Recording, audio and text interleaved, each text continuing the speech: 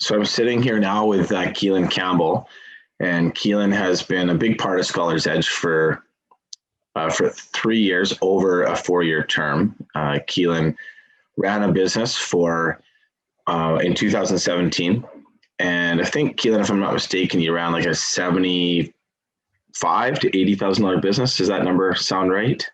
Yep, around 76-ish. Okay, so 76,000. And then ended up taking a year off of Scholar's Edge and going out and doing another internship opportunity, and then came back in his what would normally be his third year, starting in around May, helping out as a field advisor. And Keelan would then go and help other students in the field, whether that be showing them how to be profitable on a job, or painting for them, or helping them solve a complicated issue on the job site. And then last year, 2020, Keelan came back and ran a full-scale business again in the Cowichan Valley. So, where did you finish last year with your sales and profit, Keelan? Just under 120,000, and my profit was 47,000. 47,000. And if we can look back, I mean, I know it's a long time ago, 2017, but why did you take on this challenge in the first place? Well, I'm a business student at UVic, Gustafson School of Business, and when I was looking through internships, there's nothing that would really give me the opportunity to be an entrepreneur other than this. And at the time, I was thinking of going into the entrepreneurship program. Since then, I've decided not to. I've actually graduated now, non-specialized. And the reason I didn't do the entrepreneurship program is because I thought I learned everything I need to know about it just from doing this. So that's kind of the main reason I got that real world experience that other graduates won't have.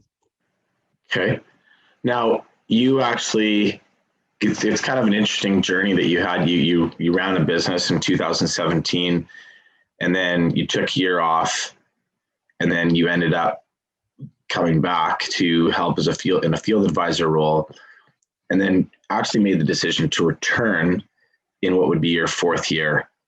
Can you maybe enlighten me? I've never really asked you this question. What brought you back to Scholar's Edge for that, your fourth year in university? Well, I think the reason that I thought I wanted to take a break in the first place was just to have a wider variety of experience. But looking back, that wasn't the right decision. I probably should have kept just run a business in the consecutive year. I already had all the supplies that I ended up selling, so I had to buy all that back in my second time, which was at an expense. But really why I came back is because after leaving, I realized how basic the other internship opportunities were. I was working at an office, basically just pushing papers, and it really wasn't what I thought it would be. So, and also the money was nothing, not comparable in any way. And I really wanted, one of my big things is to become more financially independent from my parents. So to do that, I needed to work an entrepreneurship job like this where I could really run the numbers up. So it's kind of the main reasons there. Okay. Now, when you look back on your Scholar's Edge career, you're now going into what would be you've now graduated, and you're going to be helping out as a district manager that supports other students next year, and we're grateful to have you on board. But what would you say would be the top 3 things that you've gained from this program for you personally? So I think the first thing, and probably the most important thing for me, was confidence. Okay. I remember going into this program in 2017, and I was extremely introverted. I wasn't outgoing at all. Even making the first phone calls to clients in that year, I was really nervous. But now, looking back after being with the company for 3 years, running a business twice, picking up the phone and calling someone it's like, eating a meal. It's something natural. So that was important for me.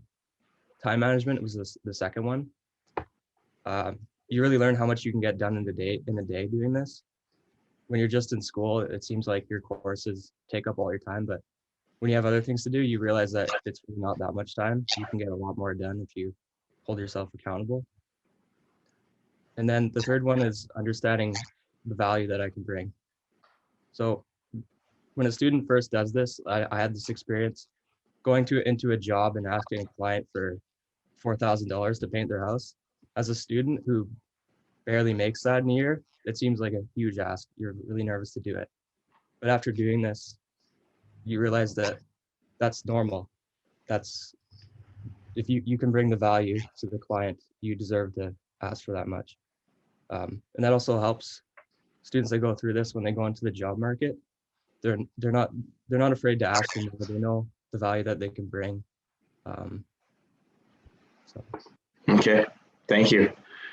And then when you look at Scholar's Edge, and for me, I look at my career and the different things that I've done, and yeah, I've been involved with this for 25 years, but I've done other things, and I'm curious to know, for you, how does Scholar's Edge tie in with your future goals and what you're looking to do? So I mentioned earlier that I want to be an entrepreneur. That's my life path. I've already decided. So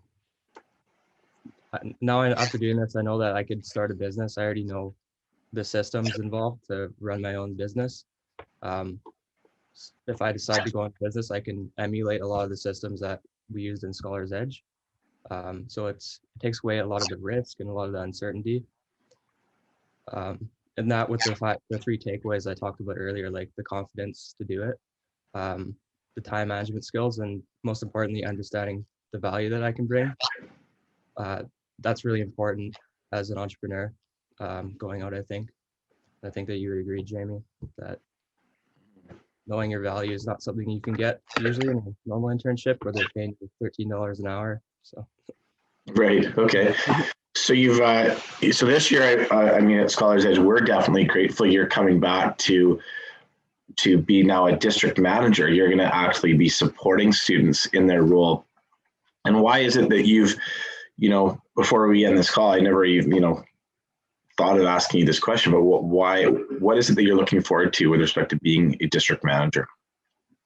I think it goes back to the same reason that I left Scholar's Edge in 2018, which was to try and get a more variety of experience for when I go into a career job or career choice, entrepreneurial even.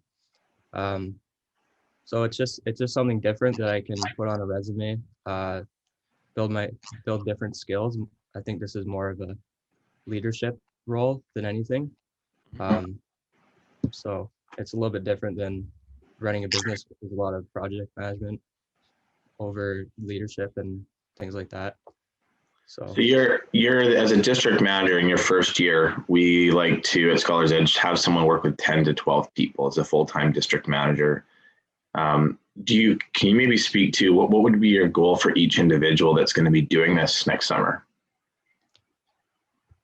I think above all, I want to take away a lot of the uncertainty and stress that they might have going into it, and I can do that by being a role model, talking about my own experience. It's probably the main thing. The money is obviously important, so I'd like to see them be successful at this, and I'd like to have them at an average of 85,000, which is a fairly high goal, I think, but I think it's possible, the people we have. So. Okay. And for that, you would hope that they make how much individually in their summer? At 85, they should all see roughly $22,000 around that, $23,000. Okay, cool. Well, Keelan, I thank you for your time.